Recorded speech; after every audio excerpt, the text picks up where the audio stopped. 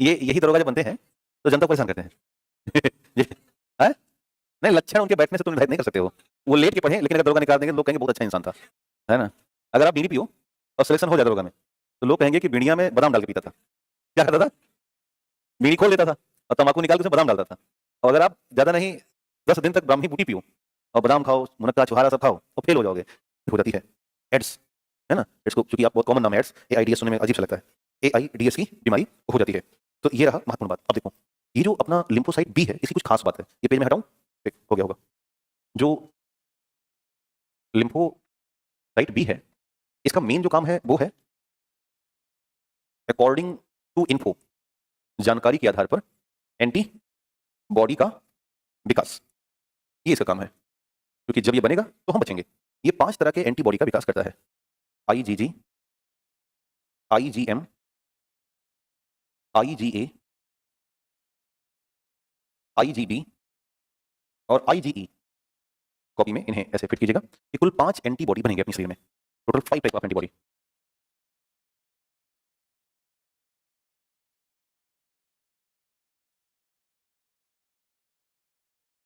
इसमें से जो आईजीएम है ये है, तुरंत ही कहेगा, अपना हाथ उठाएगा कि जी सर, यानी कि सबसे पहले रिस्पॉन्स करने वाला, सबसे पहले प्रतिक्रिया प्रदान करता है। जैसे ही हमें कोई बीमारी होगी पहले सबसे ज्यादा एक्टिव होगा आईजीएम। और जो आईजीजी है ये सबसे प्रसिद्ध है, मोस्ट कॉमन, सबसे प्रसिद्ध यानी कि कॉमन है ये, और छोटी आकार का है। आईजीजी हमेशा दिखेगा आपको, बना रहेगा, बट आईजीएम का काम है कि जैसी कोई दिक्कत आएगी तुरंत ये एक्टिव हो जाएगा। और जो आईजीए है यानी कि ये वाला, ये आपको मिलेगा 3 जगहों पर। अपनी लार में भी ये पावर होती है कि वो माइक्रो ऑर्गेनिज्म को मार गिराए, तो लार में और पसीने में, इन सभी जगहों में जो संक्रमण खत्म करने की क्षमता है वो आईजीए की है। और आईजीई है ये तब एक्टिव होता है जब हमें एलर्जी पैदा हो गई हो। तो जब भी आप डॉक्टर से कहोगे साहब हमें बार बार एलर्जी हो जाती है, तो तुरंत आईजीई का लेवल चेक करेगा। वो कहेगा कि भाई इसका पता करो कि क्या मामला है। अभी बीपीएससी ने यही सवाल पूछा है कि सबसे पहले एक्टिव होने वाला एंटी जो बॉडी, तो जवाब था आईजीएम, है ना? तो इस तरह से इसको ध्यान में रखना है। अब इसके बाद एक और है जिसका नाम है मोनोसाइट, है ना? लिम्फोसाइट समझ में आया? अब रिगार्डिंग मोनोसाइट, क्या बेटा मतलब जरूरी है सारा? गजब कहानी करते हो। मैं अगर ये ना बताता बेटा तो आप क्या कर लेते मेरा? क्यों हद करते हो? आदत हो गई डेटा खाने की। उतना ही पढ़ना है जितना कि हमें काम का हो। फर्जी का डेटा लिए कुछ नहीं करोगे ना। ऑलरेडी आपके एग्जाम की औकात से बाहर की बात है ये। अगर ये पूछना शुरू कर देता होगा तो बेहोश हो जाएंगे सब आधे।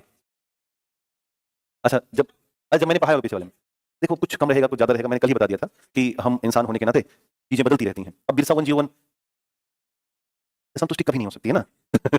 अब यही अंतर है। जैसे मैं बीपीएससी पढ़ा था तो उसमें मुझसे कोई ना पूछता कि आईजीडी आपने छोड़ दिया, वो सुन के निकल लेते क्योंकि उनको पता है कि ये जो बता रहे हैं वो काम की बात है, नहीं बताएंगे काम की बात नहीं है। क्योंकि डेटा बेटा ना ब्रेन है अपना, ये ब्रेन को हमें नॉर्मलाइज करना है और हमें चैलेंज है कि आगामी 15 दिन के अंदर आपको फिट करना है।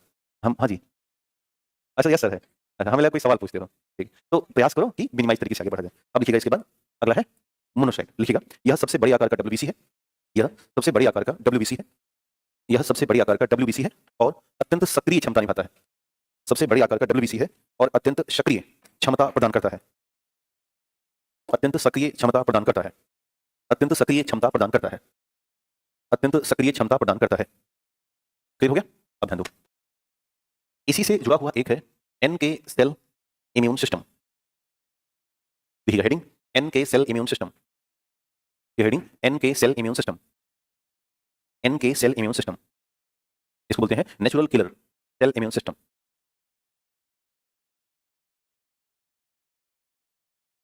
आगे लिखिएगा, यह भी लिखिए, यह प्रतिरक्षा प्रणाली, यह प्रतिरक्षा प्रणाली, यह प्रतिरक्षा प्रणाली लिम्फोसाइट का ही भाग है।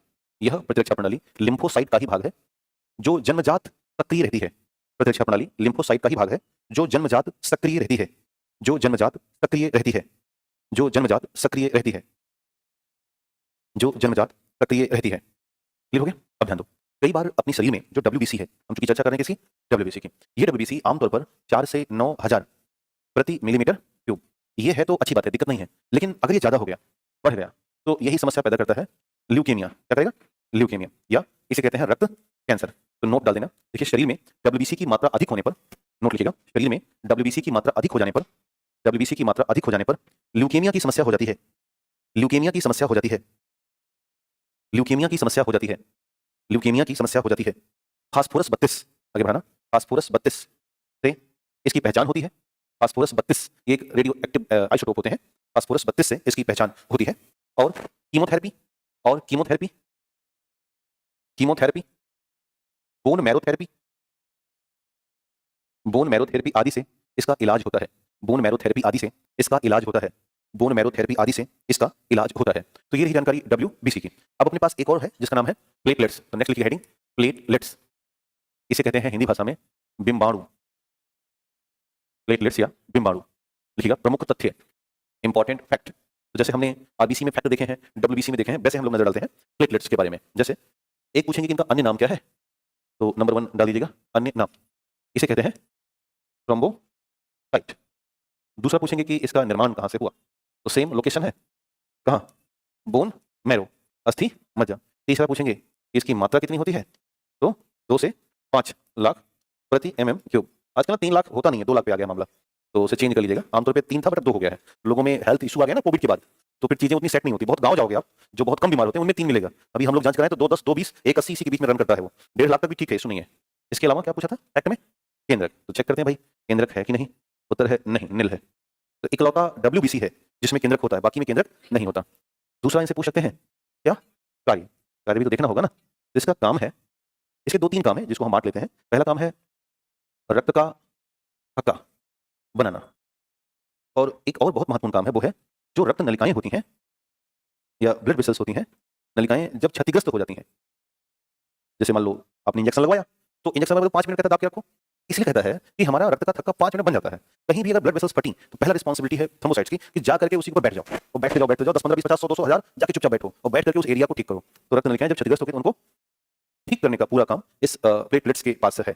एक और काम है और वो है कि प्रतिरक्षा देना। ध्यान देना, अगर WBC नहीं होगा तो हम क्या लगा सकते हैं, प्लेटलेट्स लगा लेंगे in case of emergency. Second option है ये, सेकंड ऑप्शन याद रखिएगा। तो ये हो गया। मृत्यु कहाँ हुई है, तो हर जगह हो रही है स्प्लीन या प्लीहा में। तो ये फैक्ट है, स्प्लीन या प्लीहा में। इतना अपनी कॉपी में डालिएगा, स्प्लीन या प्लीहा। अब लिखिएगा नोट नंबर 1, लिखिएगा डेंगू और चिकनगुनिया में, डेंगू और चिकनगुनिया के दौरान, डेंगू और चिकनगुनिया के दौरान प्लेटलेट्स की संख्या में कमी आ जाती है। प्लेटलेट्स की संख्या में कमी आ जाती है। प्लेटलेट्स की संख्या में कमी आ जाती है और इस अवस्था को थ्रोम्बोसाइटोपिनिया कहा जाता है। इस अवस्था को थ्रोम्बोसाइटोपिनिया कहा जाता है। इस अवस्था को थ्रोम्बोसाइटोपिनिया कहा जाता है। इस अवस्था को थ्रोम्बोसाइटोपिनिया कहा जाता है। हम लोग कहते हैं कि प्लेटलेट डाउन हो गया है, इस अवस्था को थ्रोम्बोसाइटोपिनिया कहते हैं। डॉक्टर कहेगा कि प्रॉब्लम आ गई थ्रोम्बोसाइटोपिनिया। अब इसमें दो हालात पैदा होगी। अगर प्लेटलेट काउंट 50,000 पर mm³ है तो इसे कहते हैं गंभीर अवस्था। इसमें मांगता है बेड रेस्ट। और अगर ये काउंट 20,000 प्रति mm³ हो गया तो यह है अति गंभीर अवस्था, और इसमें मांगता है ICU। ब्रैकेट में डाल देना दो बातें कि एक तो 50,000 और एक 20,000। 20,000 के बाद फिर मरना रहता है। मतलब बहुत लोग बच भी जाते हैं हॉस्पिटल पहुंच गए तो, क्योंकि ये जो कंडीशन है 20,000 की, ये पैदा कर देता है रक्त स्राव पूरी बॉडी से। चूंकि इसका काम है रक्त का थक्का बनाना, अब वो है ही नहीं। जब है नहीं तो ब्लीडिंग शुरू हो जाएगी, कंधे से, गर्दन से, पीठ से, दांत से, और जितना खून है वो शरीर से बाहर निकलना शुरू होगा। फिर मौत सीधे सामने दिखाई देती है। और मैंने भैया कहा कि नहीं बच सकता आदमी, आप बहुत बहादुर व्यक्ति हो, है ना। देखो इसमें सारा खेल क्या है ना, ब्रेन का है। अगर आपको किसी ने नहीं बताया तो मामला ठीक है। एक तरीका है प्लेसिबो इफेक्ट। तो जब कभी मैथमेटिक्स में होता है, इसको बोलते हैं प्लेसिबो प्रभाव। इसका मतलब होता है प्यूडो मेडिसिन। मतलब देखा हो कुछ लोग दवाई लेके तकिया के नीचे रख लेते हैं और ठीक हो जाते हैं। बच्चियों की आदत बहुत है, ये दवा खाती ना है। जैसे मेरी सिस्टर है वो बड़ी बदमाश है इस मामले में। तब वो बीमार होगी तुरंत दवाई लाओ उसके लिए, लाओ ठीक है, सामने खा लेगी, लेकिन बाद में वो फेंक देगी उसको। फिर आप 1-2 महीना बाद पाओगे उसको दवाई नहीं खाए थे, ठीक हो गए थे। तो बेसिकली वो प्लेसिबो इफेक्ट है। हमारा ब्रेन कई बार ना, देखो ठीक होना तो खुद से है, दवाएं केवल सहायक होती हैं। अंदर में इतना बड़ा इम्यून सिस्टम लिए हम घूम रहे हैं। तो प्लेसिबो इफेक्ट यही है कि आपको दवाई की जगह पर कैप्सूल दिया जाएगा और उस कैप्सूल में चीनी भर देते हैं, और चीनी भर के दे दिए कि इसको 3 बार सुबह दोपहर शाम खाओ, ठीक हो जाओगे। तो अब दवा थोड़ी ना है, वो चीनी है। आप कैप्सूल खाए और सोच लिया हाँ दवाई खा लिया भाई, चलो ठीक हो गया। अब वही चीनी पिला रहे हैं आपको, हैं ये दवाई कहाँ है। तो दवा के स्ट्रक्चर में अब मान लो लाए और उसके बाद आपको एक दवाई दी, उसमें लिखा था पैरासिटामोल, वास्तव में पैरासिटामोल नहीं था, वो बस ऐसे चूना था, उसमें चूरन पिला दिए, है ना। तो इस तरह से हमारा ब्रेन कई बार प्लेसिबो इफेक्ट को सपोर्ट करता है, और आपको लगेगा कि हमने दवा खा ली, बट वो दवा होती नहीं है, लेकिन आप ठीक हो जाओगे, 100% ठीक हो जाओगे। तो कई बार आप अपने ब्रेन को प्लेसिबो इफेक्ट दिया करो, दवाई लाओ खरीद के और उसको तकिए नीचे रख दो, और ब्रेन को दवाई है, चिंता मत करो, दवाई है, खाना नहीं है बट है। तो आपने कभी एहसास किया होगा इस चीज को, इस तरह की चीजें हो जाती हैं। और रात में अगर पता चल गया बुखार पकड़ा, एक को पैरासिटामोल नारी, अब फोन कर, जो नंबर आपने डायल किया स्विच ऑफ, लग गए। तो जैसे पानी अगर ना हो रात में, आपको पता चल गया पानी जो हमारा डब्बे वाला खत्म हो गया, और रात को उठे, अरे जो प्यास लगती है ना, मन करता है कि समुद्र पी जाए इस समय। तो रीजन है सब ब्रेन का मामला है कि उसको हम समझा लेंगे तो बेहतर से, अगर कुछ बीमारी नहीं है तो काम नहीं करेगा। मतलब मैं कैंसर की बात नहीं कर रहा हूँ, अब कैंसर प्लेसिबो इफेक्ट से नहीं ठीक होगा। ये आमतौर पे सर आप जिम जाते हो क्या लगता है क्या मैं मैं जिम लग रहा हूँ ना भैया, इतना मौका नहीं है। और मैं मूलतः जिम का विरोधी व्यक्ति हूँ। हम मिठाई बहुत खा लेते हैं तो मेरे हिसाब से कोई मतलब नहीं है जिम जाने का। आप भी मत जाया करो जिम। एक महीने से सोच रहा था कि जिम जाने के बाद व्यक्ति बूढ़ा नहीं होता, क्योंकि वो बूढ़े होने से पहले मर जाता। तो मेरा ऐसा मानना है कि थोड़ा सा है ऐसा कि मैं अगर मिठाई ना खाऊं तो दिमाग ना चलता। तो मैंने ईश्वर से कह रखा है कि मुझे शुगर मत करना, हम आपको मिठाई चढ़ाते रहेंगे और वही वाली खाते रहेंगे, है ना। आदमी जैसे हम, मैं मूलतः अयोध्या से हूं तो वहां पर लड्डू चढ़ता है, तो जैसे 2 हनुमान जी को चढ़ाने के लिए तो 2 लड्डू गिरा लेता है, अरे ये कलेजा निकल जाता है, काहे गिरा लिए। इससे अच्छा है महावीर मंदिर, इधर एक ठूना लेते वो, जितना दोगे उतना लौटा देते हैं। यार तुम बहुत अच्छे इंसान हो, you are very nice guy तो अरे बड़ा मुश्किल है। कई बार तो हनुमानगढ़ी जो अयोध्या में है वहां पर कुछ ऐसे बैठते हैं लड़के, आधा वाला लड्डू गिरा देते हैं, टर आधा ले जाओ एक को गिरा लेंगे। मैंने कहा भाई यार क्यों करते हो ऐसा हैं? नहीं मतलब भगवान है, आधा लड्डू नहीं खाएंगे भगवान को, भगवान भाव के भूखे हैं। तो इसलिए मैं जाता हूँ, नमस्कार करता हूँ, लौटाने लड्डू खरीदता हूँ, जाऊंगा दर्शन करूंगा, वापस लड्डू लेकर जाऊंगा। तो है ना बेस्ट आइडिया। ठीक, ये बन गया। ठीक, नोट नंबर 2 लिखो, नोट नंबर 2 लिखना। भाई दीपक भारती, सॉरी वो दोस्त मैं इतना तेज ना पढ़ा सकता, कह रहा है जब से बता रहे हो तब से और कुछ समझा देते आप। बेटा ना क्लास है ये, तो क्लास में ना हम लोग रोबोट नहीं होते हैं, इंसान बैठा ना यहाँ। तो अगर हम क्लास को लगातार पढ़ा देंगे तो दिक्कत हो जाएगी बेटा, है ना, क्योंकि आप बहुत महान व्यक्ति हो। तो हो सकता है आपकी भावनाओं को हम समझ ना पा रहे हो, तो थोड़ा दिक्कत हो सकती है। काम क्या करो, जब मैं ये सब करूँ तब आप थोड़ी देर सो लिया करो, बेस्ट आइडिया। और जैसे मैं पढ़ाना शुरू करूँ लौट आते हैं। लगातार पढ़ा नहीं सकता ना कोई भी, ना पढ़ सकते हो। देखिए नीचे नोट देखिएगा कि प्लेटलेट्स अधिक होने को, प्लेटलेट्स अधिक होने को, प्लेटलेट्स अधिक होने को थ्रोम्बोसाइटोसिस कहा जाता है। प्लेटलेट्स अधिक हो जाने को थ्रोम्बोसाइटोसिस कहा जाता है। प्लेटलेट्स अधिक हो जाने को थ्रोम्बोसाइटोसिस कहा जाता है, थ्रोम्बोसाइटोसिस कहा जाता है। तो हमने ये देखा कि वास्तव में थ्रोम्बोसाइट का काम क्या है। जवाब है रक्त का थक्का बनाना। तो नेक्स्ट हेडिंग लिखिएगा रक्त का थक्का। इसको अंग्रेजी भाषा में कहते हैं ब्लड क्लॉटिंग,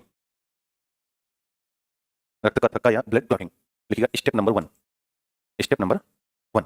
देखो मान लेते हैं कि ये रमेश है और इन्हें लग गई है चोट, घायल हैं, और घायल हैं तो इनके हाथ से ब्लीडिंग हो रही है। तो जैसे ही ब्लड बाहर आएगा तो ब्लड का वो हिस्सा जो रिस्पॉन्स करता है उसका नाम है थ्रोम्बोसाइट। और ये जो थ्रोम्बोसाइट है ये हवा से अभिक्रिया कर लेगा, एयर से, कि जहां पर है वहां पर एयर है, और जो अभिक्रिया करेगा तो एक विशेष तरह का पदार्थ बनाता है, इसका नाम है थ्रोम्बोप्लास्टिन। क्या बनेगा, थ्रोम्बोप्लास्टिन पदार्थ का निर्माण कर लेगा। तो यह है स्टेप नंबर 1। अभी बनी कॉपी में क्या चीज, नहीं रमेश को मत बनाइए, अब बनाना बना ही लो, कौन सा उसमें दिक्कत है। आपकी कॉपी है, समझना आपको है, बेचना थोड़ी ना कॉपी। तो ब्लड बाहर आया, ब्लड बाहर आया तो किससे अभिक्रिया हुई, हवा से, क्या बन गया, थ्रोम्बोप्लास्टिन। अब स्टेप नंबर 2 होता है, जी भैया, क्या क्या बेटा, कहाँ देख के बता रहे हो, आपने लिखा है भैया, मुझसे गलती होने के चांसेस 99.99 नहीं हो सकता, है ना, 0.0001% चांस हो सकते हैं मानव होने के नाते, इसलिए इतनी बड़ी गलती नहीं हो सकती ना। तो ध्यान रखिए, इधर जहां से आप पढ़ रहे हो सकता है उसने गलत लिखा हो, क्योंकि नहीं मेरे पढ़ाने से बेटा नहीं मतलब है, मैं रोज मुझे मिलते हैं ऐसे, वो यही कहते हैं कि आपने पढ़ाया है, वो लिख देते हैं। एक दिन लिखा था, हमने लिखा था फिजिक्स में फाउंटेन पेन, तो वो लिखा था माउंटेन पेन। हमने कहा यार अच्छा बहुत देर मैं सोच रहा हूँ ये माउंटेन पेन मैं क्यों लिखाऊंगा, वो वही पूछने भी आया था कि सर माउंटेन पेन क्या होती है। तो फिर हम उसको टॉपिक पढ़े, हम भाई ये वो कैपिलरी है ना, कैपिलरी एक्शन, तो उसमें फाउंटेन पेन जैसा है, तो वहाँ पर हमने कहा भैया ये फाउंटेन पेन है। तो कई बार इस तरह की गलतियां हो जाती हैं, खैर थैंक यू।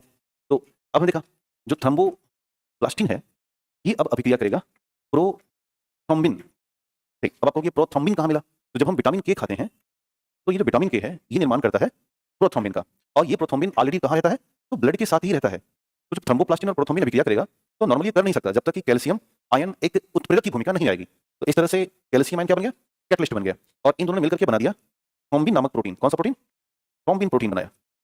ओके ठीक, तो ये रहा स्टेप नंबर 2। अब इसके बाद हम चलते हैं स्टेप नंबर 3। तो जो लास्ट में बना है वो हमारा मेन प्रोडक्ट होता है। तो स्टेप 1 का मेन प्रोडक्ट क्या था, थ्रोम्बोप्लास्टिन, 2 का क्या था, थ्रोम्बिन। अब हम थ्रोम्बिन को फिर से ले लेंगे, ये थ्रोम्बिन अब अभिक्रिया करेगा एक विशेष प्रोटीन से जिसका नाम है फाइब्रिनोजेन। अब आप कहोगे ये कहाँ था, तो हम लोगों ने कल प्लाज्मा पढ़ा था ना, तो प्लाज्मा में बहुत सारे प्रोटीन थे जिनमें से फाइब्रिनोजेन भी था। अभी जो अभिक्रिया करेगा तो नॉर्मली करेगा नहीं जब तक कि कैल्शियम आयन वो तो प्रेरक न भूमिका निभा दे। तो कैटलिस्ट मिल गया। अब ये जब थ्रोम्बिन और फाइब्रिन रिएक्शन किया तो एक नया प्रोटीन बनाया जिसका नाम है फाइब्रिन प्रोटीन, और जैसे ही फाइब्रिन प्रोटीन बनेगा वहां पर एक जाली बन जाएगी, इस तरह से नेट स्ट्रक्चर, जाली नुमा रचना बन गई, और यही जाली रचना में आकर के आरबीसी आदि फंस जाते हैं। ये है आरबीसी, और ये बन गया थक्का। ऐसा होने में टोटल टाइम लगा 2 से 5 मिनट। तो टोटल जो टाइम टेकन है वो है 2 to 5 मिनट, बशर्ते चोट सामान्य हो, नहीं तो टाँका लगाना पड़ेगा ना। नहीं तो पता चला कि वेट कर रहे हो, किसी ने तलवार से मार दिया, करें यार रुको 2 मिनट जमता है खून अभी। हाँ, तो कतरे हो जाएगा। हमारे जो सैनिकों की शहादत होती है ज्यादातर ब्लीडिंग से हो जाती है, क्योंकि समय रहते उनको हम हॉस्पिटलाइज नहीं कर पाते। तो अब इसे हम थोड़ा सा और आसान करते हैं, लिखिएगा निम्नलिखित फैक्टर रक्त जमाने के लिए जिम्मेदार होते हैं। निम्नलिखित फैक्टर रक्त जमाने के लिए जिम्मेदार होते हैं। निम्नलिखित फैक्टर रक्त जमाने के लिए जिम्मेदार होते हैं।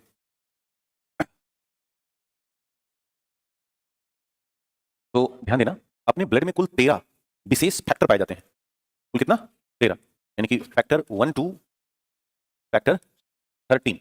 तो ब्रेकेट कर देना, टोटल 13 फैक्टर रक्त में पाए जाते हैं, फैक्टर 1 से फैक्टर 13, फैक्टर 1 से फैक्टर 13। ये 13 फैक्टर में से कोई एक दो गायब हुए तो प्रॉब्लम आनी शुरू हो जाती है ना। अब एग्जाम के हिसाब से क्या क्या पूछ सकता है, जैसे आपसे कहे कि रक्त का थक्का कौन कौन बनाएगा, तो एक तो विटामिन की है, दूसरा हवा, तीसरा कैल्शियम आयन, चौथा थ्रोम्बोसाइट, पांचवा थ्रोम्बोप्लास्टिन, प्रोथ्रोम्बिन, थ्रोम्बिन, फाइब्रिनोजेन और फाइब्रिन। ये नाम एग्जाम में अलग अलग रूप में भी आ सकते हैं, इकट्ठा भी आ सकते हैं। यही तो मिला था रास्ते में भी, जब आप रक्त का थक्का बना रहे थे, बिना हवा के बन नहीं सकता, यानी कि चांद पर रक्त का थक्का बनने में दिक्कत होगी, यही तो है, क्योंकि मून में वायुमंडल नहीं है।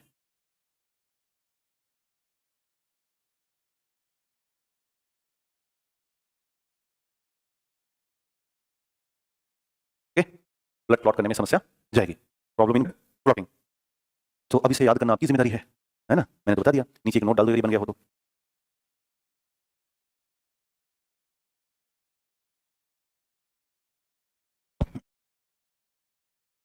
अभी हमने थोड़ी देर पहले पढ़ा था एक word, anti blood clotting factor, यानी जो रक्त का थक्का बनने से क्या करें, रोकें, बनने से रोकें। तो लिखिएगा अगली heading, anti blood clotting factor, जो रक्त का थक्का बनने से रोकें, एंटी ब्लड क्लॉटिंग फैक्टर ना हेडिंग होगी भाई, ये नोट जैसा भी हो कॉपी में लिख दो बस कहीं, और सब कुछ ले जाओ ब्रेन के अंदर। एंटी ब्लड क्लॉटिंग फैक्टर, जो रक्त का थक्का बनने से रोकें। तो ध्यान दो, कुछ प्रोटीन ऐसे हैं जो ऐसा करने की क्षमता रखते हैं, जैसे एक अभी आपने पढ़ा हिपेरिन, याद है, इसी को हम कहते हैं वारफेरिन। एक नाम आपको मिलेगा कोमेडिन, कोमेडिन। एक नाम मिलेगा आपको anti thrombin protein, anti thrombin protein. एक और नाम मिल सकता है प्रोटीन सी। ये ऐसे 4 एग्जाम में नाम आ सकते हैं, जो कोई भी हो सकते हैं। क्योंकि हिपेरिन बहुत बार पूछा गया है, इसलिए कुछ और नामों की तरफ हो जा सकते हैं, या नाम बदल के वारफेरिन कर देंगे। तो ये सब हमारे ब्लड में होते हैं, और जब तक ब्लड अंदर है बॉडी के तब तक ये भूमिका में है। हवा रिएक्शन करेगा तुरंत इनकी भूमिका खत्म हो जाती है। समझ में आया? ठीक। अगर हम किसी प्लाज्मा से, इतना हो गया, ठीक, यदि मान लो कि ये ब्लड है, अच्छा भैया लो, ऐसा दिया ना सम्मान करना, ग्राहक देवता है, बताना लिख लेना। हाँ हाँ, लेकिन हम ग्राहक लपेट के मार भी देते हैं कहते हैं हाँ? हो गया। मैं ना, मुझे डर इनसे लगता है ये जो ऑनलाइन वाले हैं। एक दिन मैं बहुत मेहनत करके 2.5 घंटे पढ़ाया, पता नहीं भैया हेमोफीलिया वाला। उसके बाद एक लड़की आके लिख रही है, पता नहीं कहाँ पढ़ाई समझ ही नहीं आया। हमने कहा बिटिया अगर तुम सामने होती ना तो हम तुम्हें बताते अभी, है ना मतलब। और मैं पूरी शिद्दत से खींच रहा हूँ, 2.5 घंटे लपेट के अच्छे से पूरा टॉपिक पढ़ाया, और वो तो नहीं कॉल के चले, समझ ही नहीं आया हमारे। अब मैं उनको क्या कहूँ कि भाई गोबर सुन के आए तो हम क्या करें उसमें, हमारा काम ब्रेन वालों को पढ़ाना है ना। अब जैसे होता क्या है ना कि कुछ लोग ऐसे क्लास में बैठते हैं जो होते नहीं यहाँ, वो खाली खुद होते हैं वो मन कहीं और रहेगा। मैं भी छात्र रहा हूँ, मैं जानता हूँ ना हम भी कई बार ऐसा किए हैं, यहीं बैठे हैं, नहीं यहाँ नहीं है, समोसा दिमाग लगा हुआ है, नीचे तल्ला भी वहाँ जाके खाएंगे, तो कई बार ऐसा हो जाता है। लेकिन ऐसी स्थिति में अध्यापक को दोषी मत ठहराओ, दोषी आप खुद हो। समझ में आया? तो ऑनलाइन वालों के लिए 12 बजे नहीं, इतने अच्छा, ओह कह रहे हैं जब आप ऑनलाइन पढ़ाते हो तो इतना अच्छा नहीं पढ़ाते हो ओह हाँ? बात तो सही है। देखो उसमें होता क्या है ना, ऑनलाइन में सामने वो ऑनलाइन वो वाला है, स्टूडियो वाला, तो उसमें माहौल नहीं बन पाता, क्योंकि हम अध्यापक होने के नाते मानव भी तो हैं, और सामने एक कैमरा लगा है, कि भाई साहब बैठे से कोई मतलब नहीं है ना उनको क्या मतलब तुम क्या पढ़ा रहे हो, I don't know what to do, यार मैं क्या करूं तो अब ऐसी स्थिति में थोड़ा सा, बहुत सारे साइंटिफिक टेम्परामेंट के लोगों ने इसे खारिज किया कि इससे इन्फेक्शन हो सकता है ना, क्योंकि वो एक तरीके से इन्फेक्टेड ब्लड है जो हानिकारक चीजें आपके साथ लेके आ रहा है, तो इसे ना करें। तो कई बार छोटे ज्ञान मार्केट में आ जाते हैं जिसका खतरा है। तो बेसिकली वो जो नॉलेज आया वहां से आया कि माइक्रो नीडलिंग होती है और सीरम लगाया जाता है, क्योंकि सस्ते लोग हैं, माइक्रो नीडलिंग कराने में बहुत पैसा लग जाएगा, तो सिर में लगा के सोच रहे हैं कि भाई वो मतलब मेंस्ट्रुएशन साइकिल ब्लड लगा के सोचे उससे भी चीजें आसान हो सकती है, बट नेगेटिव पॉइंट है, अच्छा नहीं है। क्या अब ध्यान देना कि एक बीमारी होती है जिसे कहा जाता है हीमोफीलिया, तो लिखिए हेडिंग हीमोफीलिया, या इसे कहते हैं एक्स गुणसूत्र सहलग्नता की बीमारी, सहलग्नता रोग, या इसी को कहते हैं शाही रोग, विक्टोरिया को हो गया था ये, इसी को कहते हैं क्रिसमस रोग।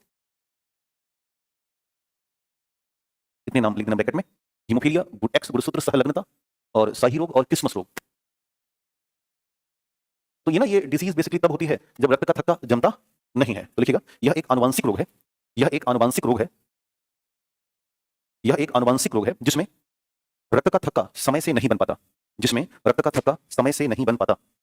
यह एक आनुवंशिक रोग है जिसमें रक्त का थक्का समय से नहीं बन पाता, रक्त का थक्का समय से नहीं बन पाता, और यह एक्स गुणसूत्र को प्रभावित करता है, और यह एक्स गुणसूत्र को प्रभावित करता है,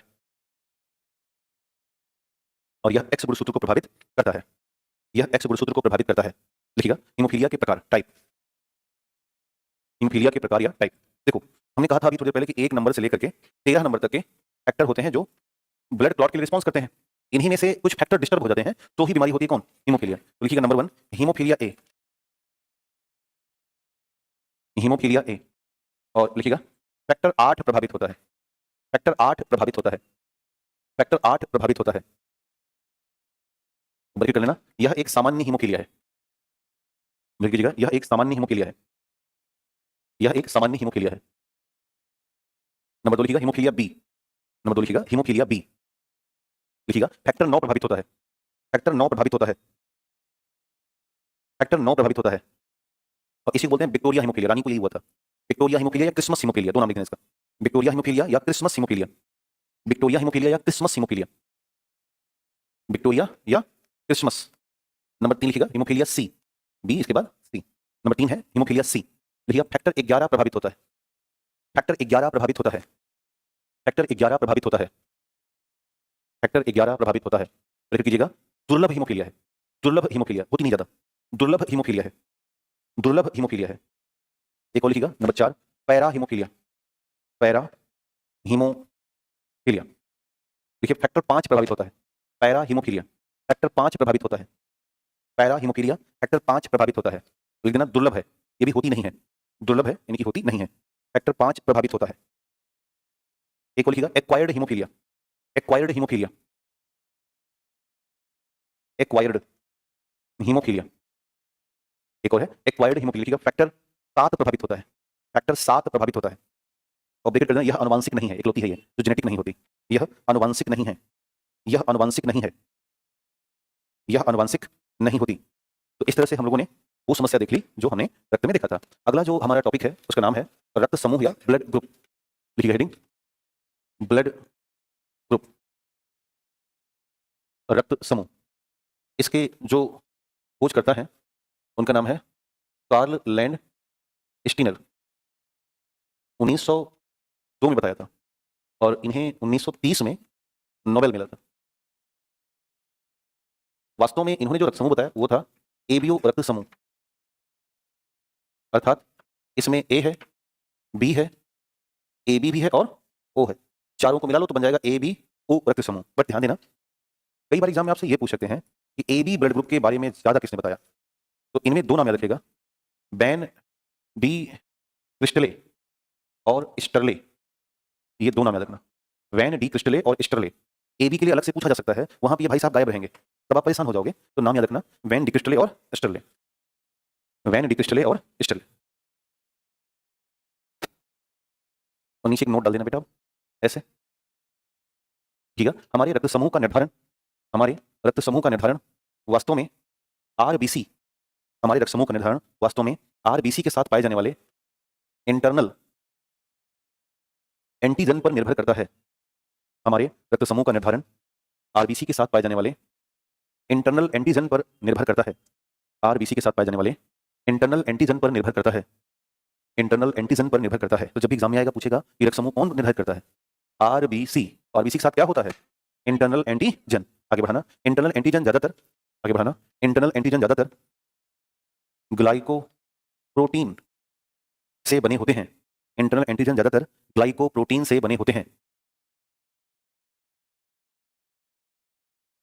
एंटीजन ज्यादातर ग्लाइकोप्रोटीन से बने होते हैं। यहाँ तो कोई दिक्कत तो नहीं? ठीक, अब देखो यहाँ पे बोर्ड की तरफ ध्यान दो। देखो 1902 से पहले किसी को ये पता ही नहीं था कि सबके खून अलग अलग होते हैं। बाद में ही पता चला कि नहीं, सबके खून अलग अलग होते हैं। इन्होंने क्या किया कि कोई मान लें कोई ह्यूमन या मनुष्य है, भाई अगर कोई बोलते हुए पा गया ना मैं, तो समझ लो कि दिक्कत में पड़ जाओगे। हमारे अंदर इतनी शक्ति है कि हम आज भी अगर आपको चाहें तो बाहर कर सकते हैं, जबकि बचा है 10-12 दिन। इसलिए हंसाने में कोई दिक्कत नहीं, हम हंसा तो रहे हैं, काहे नाटक फैलाते हो। जब हम बोर्ड की तरफ काम कर रहे हैं बिल्कुल आवाज बर्दाश्त नहीं है, आपको हम प्रॉपर मौका दे रहे हैं ऐसी हालात में भी, जबकि पीछे से लंक लगी है। तो ये बता रहे हैं। अब ये जो विषय है ना बहुत प्यारी विषय है, इसको आप हवाबाजी में नहीं पढ़ा सकते। खास करके हम जैसे अध्यापक के बस में बात नहीं होती है कि हम बहुत तेजी से पढ़ाएं, हमारा जो नेचर है बहुत स्लो नेचर है कि ठहर के पढ़ाओ, फिर भी काम बन जाए, चिंता न करना। लेकिन इसके बीच जब हल्ला करते हैं ना तो लगती है गुस्सा, यही मन करता है बुला के और जबरदस्ती किसी से गाना सुनाए। है ना? हाँ? ठीक, चलिए। तो अब मान लो कोई ह्यूमन है, इन्होंने क्या देखा कि इन्होंने पहले ब्लड लिया और ब्लड में से इन्होंने निकाल लिया आरबीसी। तो आरबीसी के 4 चांस बने। कैसे उसे बता। देखो जब इन्होंने आरबीसी में चेक किया कि क्या इस पर कोई एंटीजन है, तो इन्हें 2 एंटीजन मिला, एंटीजन ए और बी, 2 एंटीजन मिल गए। तो इन्होंने देखा कि मान लेते हैं कि एक आरबीसी ये है, एक ये है, यानी 4 आरबीसी पे हम जांच कर लेते हैं। तो इन्होंने देखा कि पहले वाले में इस आरबीसी के ऊपर ऊपर इस तरह से एक एंटीजन ए लगा था, और जब एंटीजन ए मिला तो इन्होंने इसे कह दिया कि ये है ब्लड ग्रुप ए, बनाते रहना साथ में, वेट मत करना। दोबारा देखा तो इन्होंने एक और नया एंटीजन पाया और ये था एंटीजन बी, तो इन्होंने इसे कह दिया कि भाई तुम्हारा नाम है ब्लड ग्रुप बी। फिर जब देख रहे हैं एक में तो सारे दिख रहा है, ए भी दिख गया और इसी में उनको बी भी मिल गया, तो जिसमें दोनों मिल गया एंटीजन ए और बी, तो वो हो गया ब्लड ग्रुप ए बी। एक देख रहे हैं कोई है ही नहीं, नील है। तो जब कोई एंटीजन नहीं है तो जीरो है, तो अल्फाबेट में जीरो की तरह क्या लगता है, तो ये हो गया ब्लड ग्रुप ओ। तो इस तरह से 4 रक्त समूह के बारे में पता चला। और थोड़ी बहुत जब रिसर्च हुई तो एक बात और पता चली कि एक होता है सर्वदाता, यूनिवर्सल डोनर। ध्यान देना, जिसके पास कोई एंटीजन नहीं होगा, यानी कि वो बिल्कुल फ्री होगा, बस इतना ध्यान देना, वही हमेशा सर्वदाता होगा। ये परिभाषा है सर्वदाता की। इस पूरी लिस्ट में कौन फ्री है? वो। तो इन्होंने कहा कि इस तरह से वो क्या हो गया, सर्वदाता। दूसरी बात इन्होंने कहा कि सर्वग्राही, यानी कि यूनिवर्सल एक्सेप्टर। इन्होंने कहा कि जिसके पास सभी तरह के एंटीजन होंगे, यानी कि बीड़ी भी पी ले, सिगरेट भी पी ले, तम्बाकू भी खा ले, तो वो सबसे मेल जोल बैठा लेगा। बीड़ी पिएगा, लाओ। तम्बाकू खाएगा, लाओ। उसे कोई दिक्कत? इसमें कौन है? जिसके पास सभी एंटीजन हो, वो हो जाएगा ए बी। अभी हाल फिलहाल तो हमें यही पता चल गया। तो इस आधार पर इन्होंने काम किया, पता चला कि किसको कौन रक्त दे सकता है और कौन रक्त ले सकता है। एक सेटअप बिठाया जाए, पहले इसे बना लो तो आपको सेटअप समझाते हैं। भाई जो एईडी वाले छात्र हैं, समझ में आ रहा है ना? दिक्कत होगी तो मत बताना, मतलब समझो बस खाली। हाँ।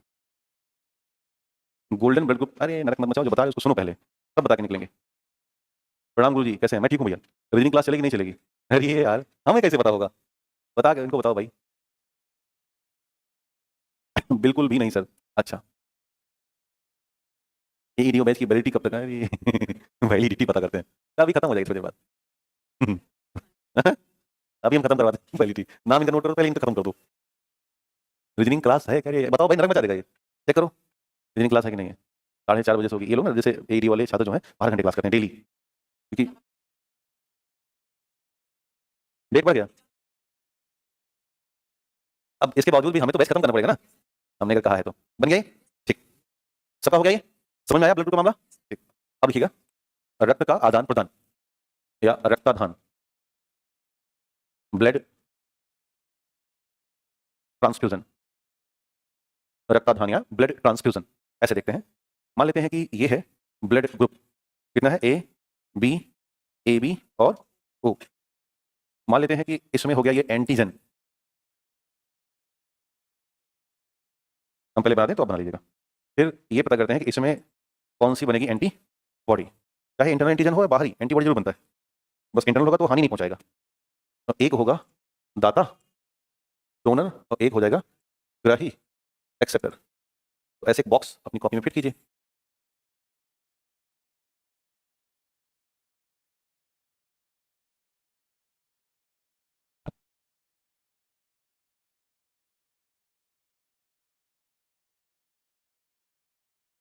बन गया?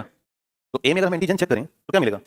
ए में एंटीजन ए है तो एंटीबॉडी बी स्मॉल, बी में तो एंटीबॉडी ए, ए बी में तो कोई एंटीबॉडी यहाँ पर, तो दोनों एंटीबॉडी आ जाएगी।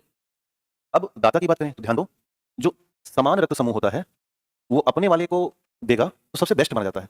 दुनिया में सबसे बेस्ट रक्तदान की सबसे तरीके हैं कि ए पॉजिटिव को दे दे, बी पॉजिटिव को, पॉजिटिव के बाद बताएंगे, यानी कि सेम सेम। तो दाता में अगर ए अपने वाले को दे दे और ए बी को दे दे, क्योंकि अपने वाले को दिक्कत नहीं होगी, ए बी चूंकि सर्वग्राही है तो वो ले ही लेगा, कोई दिक्कत उसे नहीं आएगा, और ग्रहण करने में अपने वाले से ले ले, और ओ चूंकि सर्वदाता है तो ओ से ग्रहण कर लेगा।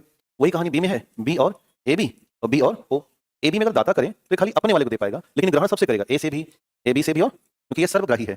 ओ की बात करें तो ओ ए को भी देगा, बी को भी देगा, ए बी को भी, क्योंकि ये सर्वदाता है। अभी तुम्हें यही पता कि सर्वदाता है, लेकिन ये ग्रहण केवल अपने वाले से कर पाएगा। तो कई बार एग्जाम्स में इस तरह के भी सवाल आपको देखने को मिल जाएगा। इस कार्यक्रम को फील कीजिएगा।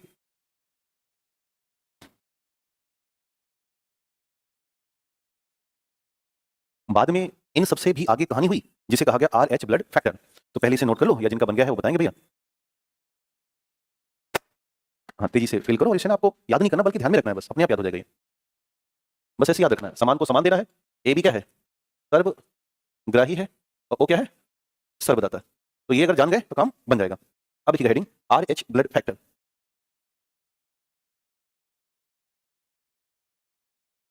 इसके खोजकर्ता के नाम याद रखिएगा, कार्ल लैंड स्टीनर व Alexander Wiener. Karl Landsteiner व अलेक्जेंडर वीनर। और प्रथम प्राप्ति जो हुई है वो हुई है रिसस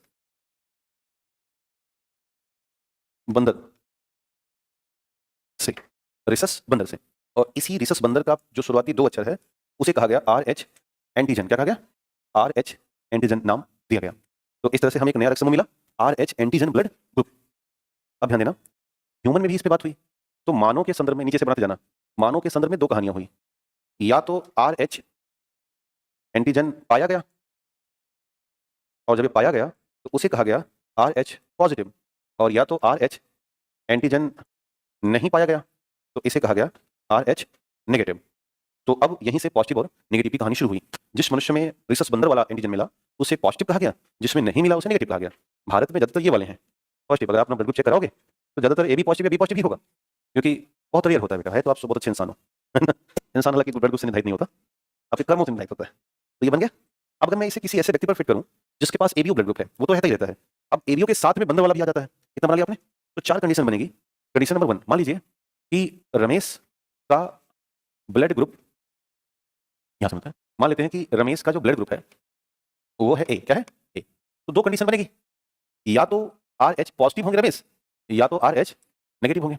अगर वो RH पॉजिटिव हैं तो इनमें है पहली बात तो एंटीजन ए, और प्लस में है एंटीजन RH, दोनों है ना, क्योंकि उनका पहले से क्या है ए। तो अब इनका हो जाएगा ए पॉजिटिव, क्योंकि क्या है RH पॉजिटिव है, तो इसमें 2 एंटीजन मिला है, तो ए एक बंदर वाला। इधर क्या है कि रमेश इस बार केवल एक ही एंटीजन है ए, RH इस बार नहीं है, तो हम क्या कहेंगे इनको, ए नेगेटिव। समझ में आया? मान लेते हैं कि इस बार रमेश का ब्लड ग्रुप बी है, तो सेम कहानी बनेगी, या तो RH पॉजिटिव होंगे रमेश, या तो RH नेगेटिव होंगे। यदि RH पॉजिटिव है तो इनके पास एंटीजन बी होगा और बेटा RH होगा, तो आप क्या कहोगे इनको कि रमेश भैया बी पॉजिटिव हो। इस बार रमेश के पास एंटीजन बी तो है लेकिन RH, तो कह दोगे रमेश भैया तुम क्या हो, बी नेगेटिव हो। तीसरी कंडीशन बन सकती है रमेश का ब्लड ग्रुप ए बी हो सकता है, तो वही सेम कहानी, या तो रमेश RH पॉजिटिव होंगे या तो RH नेगेटिव होंगे। अगर RH पॉजिटिव है तो इसमें एंटीजन क्या क्या दिख रहा है, ए भी है, बी भी है और RH भी है, तीनों है, तो ये हो गया ए बी पॉजिटिव। ओके, लेकिन अगर रमेश नेगेटिव है तो एंटीजन की अगर बात करें तो ए होगा, बी होगा, लेकिन RH तो क्या कहोगे, ए बी नेगेटिव। चौथी और लास्ट कंडीशन ये हो सकती है कि रमेश का ब्लड ग्रुप हो सकता है ओ। क्या होगा, ओ। यहां भी सेम कहानी बनेगी, या तो RH पॉजिटिव या तो RH नेगेटिव। अगर RH पॉजिटिव है तो रमेश में एंटीजन क्या होगा, RH, क्योंकि ओ में कोई एंटीजन ए भी होता नहीं, तो इसे क्या कहोगे, ओ पॉजिटिव। RH नेगेटिव है तो रमेश में क्या कोई एंटीजन है, नहीं, RH भी क्या कहोगे, ओ नेगेटिव। ये समझ में आया? अभी थोड़ी देर पहले हमने एक परिभाषा दी है आपको कि सर्वदाता वो है जिसमें कोई एंटीजन, और सर्वग्राही वो जिसके पास सभी एंटीजन। अब जरा इसमें चेक करो कि किसमें सारे एंटीजन हैं, तो क्या होगा ये, ऐसा कौन है इसमें कोई एंटीजन नहीं है, तो क्या हो जाएगा ये, सर्वदाता। इसे बना लीजिएगा। आज की कहानी यहीं तक, मिलते हैं कल। Thank you.